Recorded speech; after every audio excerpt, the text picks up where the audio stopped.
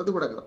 ఉపనతుల పురుషోత్తం రెడ్డి గారి నుంచి మొదలు పెడితే వారి నుంచి అంటే వారేం ద్రోహం చేసి చనిపోయారు కానీ వారి గురించి తప్పు మాట్లాడతలేను.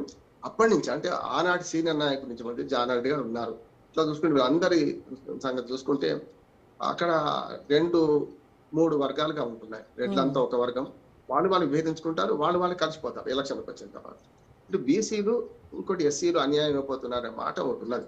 కానీ మన గతంలో మనకు 14 నియోజకవర్గాలు ఉంటే మన 13 అయినాయి.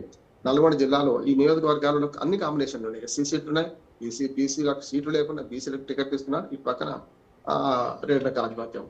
మన మంత్రివర్గంలో కూడా మొదటి నుంచి నల్గొండ జిల్లా ప్రత్యేకత.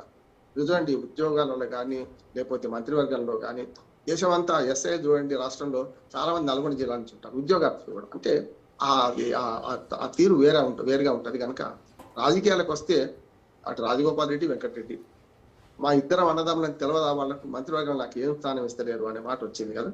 కనుక ఒక్క మధ్యవసామ్యాలు అనడం కాదు, వాళ్ళ ప్రధానంగా ముఖ్యమంత్రిని పట్టుకొని చాలా మాటలు మాట్లాడారు. ఇప్పుడు ఏమవుతుందంటే పేదవాడు తప్పు చేస్తేనే మాకు శిక్షలు అనుభవించాల్సి వస్తుంది. ఇందులోనే ఉన్న కాంగ్రెస్ పార్టీలో ఉదాహరణకు అద్దంకి దయాకర్ మీద అనేకమైన చర్యలకు పూనుకోగానే మరి పిలిపించడం మాట్లాడేది చూసింది కదా. అట్లాగే బీసీ నాయకులు ఏదైనా కొంచెం పొరపాటు మాట్లాడి పిలిపిస్తున్నారు కదా. మరి కోమటిరెడ్డి వెంకటరెడ్డి గారు కానీ కోమటిరెడ్డి రాజగోపాల్ రెడ్డి గారు కానీ ముఖ్యమంత్రి కాకముందు పిసిసి అధ్యక్షుడిగా ఉన్న రేవంత్ రెడ్డి గారి గురించి ఉదాహరణకు సోనియా గాంధీ, రాహుల్ గాంధీ ఇంకా కూడా 100 కోట్లు నువ్వు ఇచ్చి పిసిసి ప్రెసిడెంట్ అయినావంటే ఎవరు తీసుకున్నట్లు లెక్క. ఇటువంటి మాటలు మాట్లాడుతున్నా కూడా రీసెంట్ గా కత్తి వెంకటస్వామి చేసినటువంటి వ్యాఖ్యలపై ఆయన పైన కూడా క్రమశిక్షణ చర్యలు తీసుకున్నారు కదా. అవును, కత్తి వెంకటస్వామి గారు కూడా పార్టీకి అతీతంగా ఏం మాట్లాడలేకపోతే తప్పని ఒప్పుకున్నాడు. తప్పేమైతుంది అంటున్నాను నేను కదా.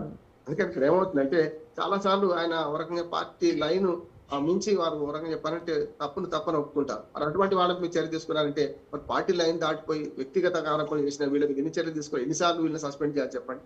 అందుకని మందుల సామ్యాలు నువ్వు టికెట్ ఇప్పించడం నీకు బాధ ఉండొచ్చు, కానీ ఎవరి మీద కోపంతో నిప్పించినావు?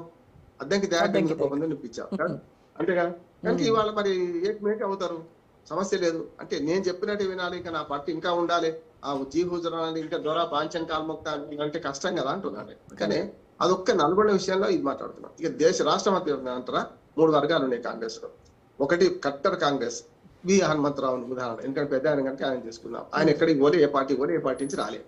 అట్లా చూసుకుంటే ఒక 100 మంది దాకా ఉంటారు. 100 మంది వాళ్ళు సీనియర్ నాయకులు, వాళ్ళందరూ ఎక్కడ ఉన్నారు తెలియదు ఇప్పుడు. రెండోది ఏంటంటే తెలుగుదేశం నుంచి వచ్చిన రేవంత్ రెడ్డి గారు లాంటి వాళ్ళు ఒక వర్గం. మూడోది కాంగ్రెస్ నుంచి వచ్చిన మన బీఆర్ఎస్ నుంచి వచ్చిన ఒక వర్గం ఉన్నది. ఈ 3 కూడా చూసుకుంటే అసలు కాంగ్రెస్, తెలుగుదేశం కాంగ్రెస్, బీఆర్ఎస్ కాంగ్రెస్, ఈ 3 రకాలుగా వచ్చిన